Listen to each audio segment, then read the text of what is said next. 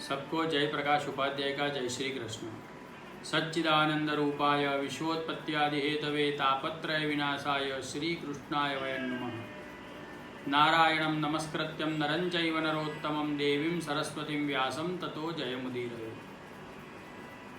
आज रथ यात्रा का महान दिन, आषाढ़ मास शुक्ल पक्ष और द्वितीया तिथि। इस दिन प्रभु रथ के ऊपर विराजमान होकर, रथारूढ़ होकर नगर यात्रा के लिए निकलते हैं।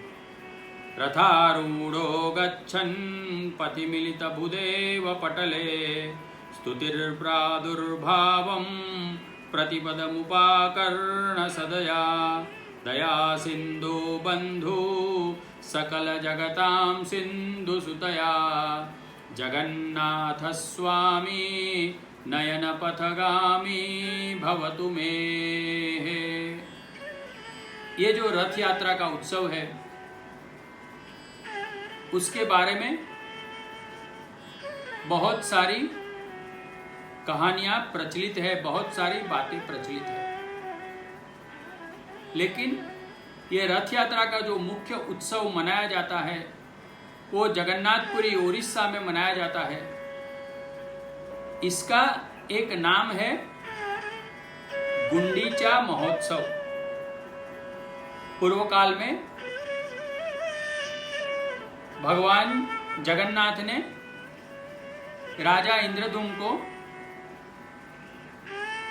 वरदान दिया था कि मैं हर साल तुम्हारे यह गुंडीचा मंडप में दर्शन देने के लिए आऊंगा। प्रभु ने ये जो वरदान दिया था, यह वरदान पूरा करने के लिए भगवान जगन्नाथ, बलभद्र जी और सुभद्रा जी के साथ प्रभु राजा इंद्रद्युम्न के गुंडीचा मंडप में जाते हैं रथ के ऊपर विराजमान होकर। इसे रथ यात्रा कहा जाता है।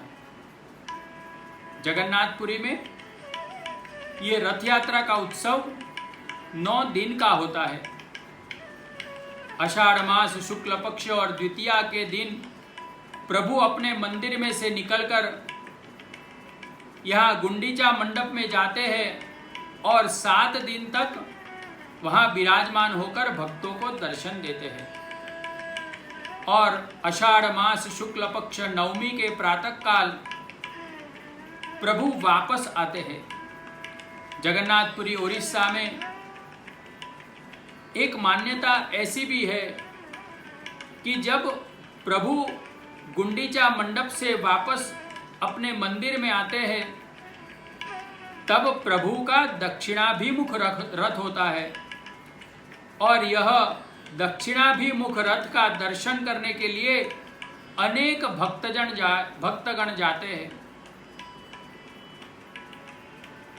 जगन्नाथपुरी का उत्सव बहुत बड़ा होता है। उधर 3 बड़े बड़े रथ बनाए जाते हैं। एक दाऊ भैया का रथ, बलभद्र जी का रथ है, एक भगवान जगन्नाथ का रथ है और तीसरा बहन सुभद्रा का रथ है। बहन सुभद्रा का रथ है जो दोनों भाइयों के बीच में रहता है। सुभद्रा का अर्थ बताया है ब्रह्म विद्या और दाऊ भैया जो शेष स्वरूप है। जब तक आपके साथ ब्रह्म विद्या नहीं होती है ना, तब तक आपको जगन्नाथ की प्राप्ति नहीं होती है। जीवन में ब्रह्म विद्या की बहुत जरूरत है। इसी प्रकार से पुष्टि मार्गीय परंपरा में रथ यात्रा का जो उत्सव है वो आषाढ़ मास शुक्ल पक्ष द्वितीया तिथि और पुष्य नक्षत्र हो तब मनाया जाता है। हमारे सनातन हिंदू धर्म में कई जगह पे तिथि का महत्व बताया गया है, कई जगह पे नक्षत्र का महत्व बताया गया है। हर एक जगह की परंपरा अलग अलग बताई गई है। उसी प्रकार से पुष्टि मार्गीय परंपरा में जब पुष्य नक्षत्र होता है तब रथ यात्रा का उत्सव मनाया जाता है। यहाँ पे रथ यात्रा का उत्सव की मान्यता यह है, यहाँ की भावना यह है कि हमने ज्येष्ठाभिषेक का प्रभु की बात सुनी।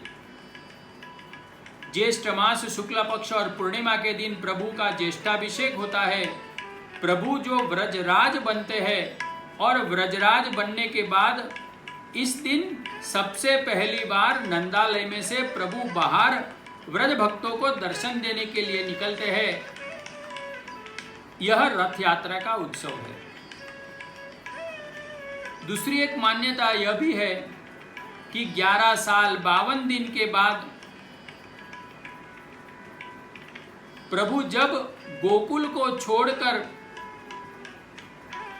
मथुरा की ओर प्रस्थान करते हैं, तब रथ में बैठकर अक्रूर जी रथ लेकर आते हैं और रथ में बैठकर वो मथुरा की ओर प्रस्थान करते हैं और रथ यात्रा का उत्सव मनाया जाता है।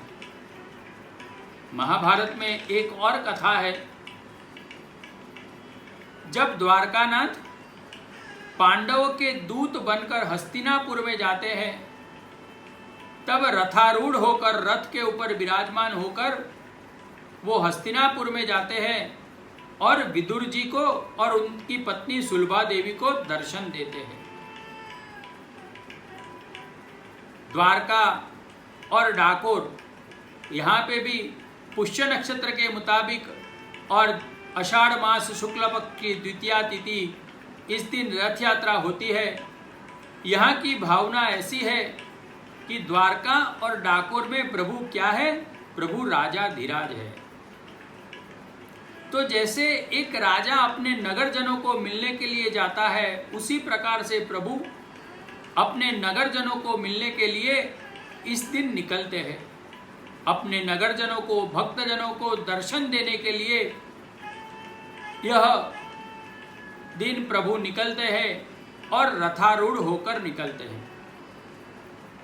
डाकोर की एक विशेषता है कि जब सवेरे प्रभु नगर यात्रा के लिए निकलते हैं तो रथ के ऊपर विराजमान होकर निकलते हैं, लेकिन जब सायंकाल जो गोमती तालाब है उसकी पूरी परिक्रमा करके प्रभु वापस आते हैं, तब वापस आते समय हाथी के ऊपर विराजमान होकर मंदिर में वापस आते हैं। डाकोर की यह विशेषता है।